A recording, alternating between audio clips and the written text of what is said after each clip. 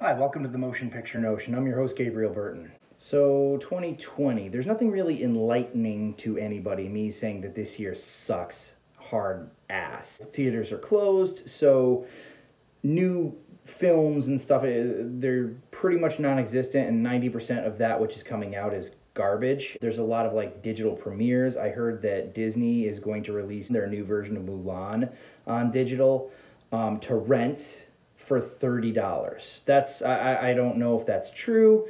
It's alleged, and if that's the case, that's bullshit, dude. I mean, come on. It would only be $10 if you're going to see it in theaters. If you want to see it on like friggin' IMAX, it would only be like 15 or something like that. That's just like highway robbery, and I don't think that, well, I don't know. Some people are crazy enough to pay it. I don't think that most people will, but I guess we'll just have to wait and see. At any rate, I got sidetracked. I bought a digital copy of Deep Blue Sea 3. Now, before I get into the actual review for that movie, I should probably just give some context. The original Deep Blue Sea I saw in theaters in 1998 with my father, and I absolutely loved it. It didn't take itself too seriously at all. It was just a thrill ride. It was funny in parts. The special effects were cheesy. They knew that they were cheesy. They didn't really give a damn. It was just a B movie made for the big screen. A couple years back, what was it, like 2016, 2017, they did Deep Blue Sea 2.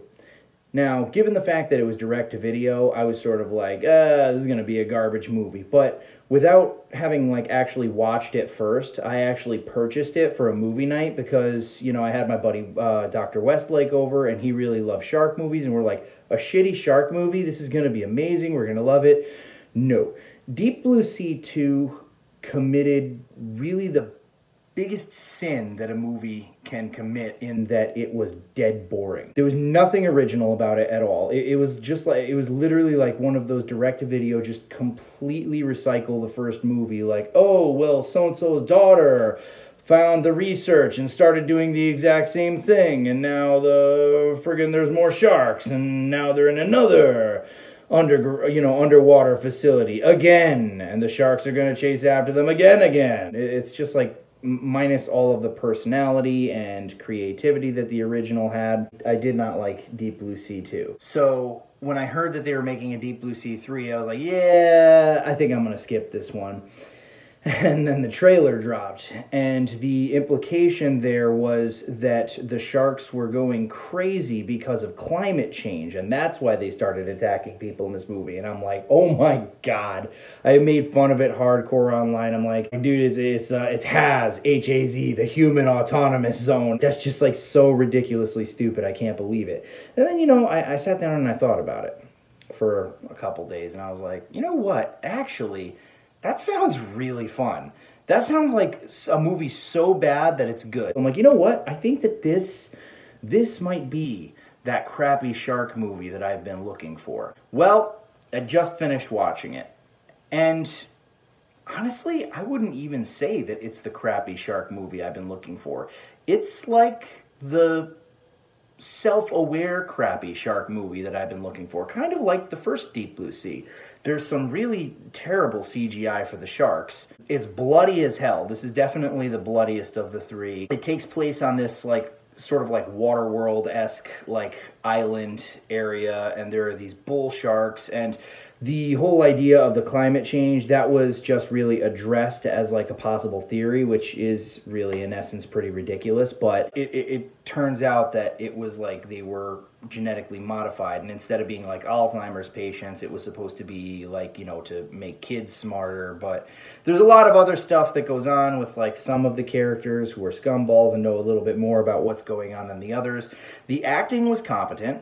The characters were okay, they were not bad. It wasn't like LL Cool J level of like humor, you know what I'm saying? It was more or less just like ridiculous things. Like, I don't want to give away the entire movie, but there's a scene where like this dude falls out of a boat and a just shark comes up and just catches him in the air and just drops right back into the ocean. It's like, that's great. It's terrible, but it's great. There's a scene, one of my favorite scenes in the movie. It was actually a little bit jarring, to be honest, because you know those like little fan things that the scuba divers hold on to help them like kind of go a little bit faster underwater? Well, you see like the front of a scuba diver come like swimming towards the camera, and he's holding on to one of those things, and then you don't realize until he passes that he's been bitten in half, and it's like just his corpse that's like holding on to this thing, and his like intestines are like trailing behind him, and it's like, oh! Actually, I'm not gonna lie, Deep Blue Sea really is a pretty fun movie.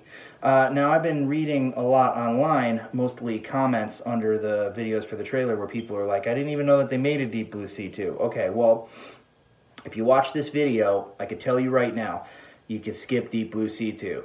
Again, it doesn't even succeed as like an entertainingly crappy movie. It's just like a shameless ripoff of the first one that is not half as interesting. Deep Blue Sea 3 is fun. If you enjoyed the original Deep Blue Sea, you will probably enjoy Deep Blue Sea 3. I mean, obviously I prefer the original. The original was like a better balance of like kind of that self-aware, like humorous, cheesy B-movie crap. You know, it had something almost kind of like Sam Raimi about it in its self-awareness. This one is, I almost want to say it takes itself a little bit more seriously.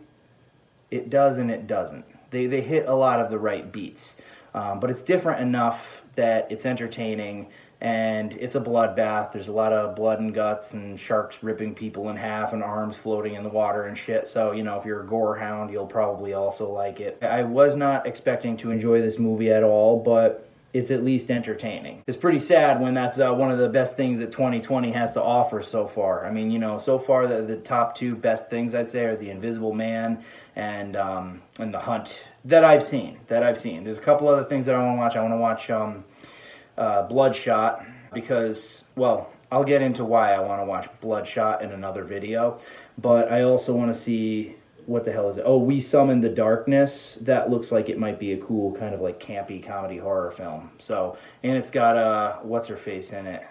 Alexa Diodario, or that lady with the, you know, that's, you know, probably another thing for the future. Anyways, yeah, Deep Blue Sea 3, if you get the chance, give it a watch. Again, if you were a fan of the first movie, I don't really see you being terribly disappointed in it. It'll probably be slightly better than you would have expected. But anyways, guys, that's all she wrote.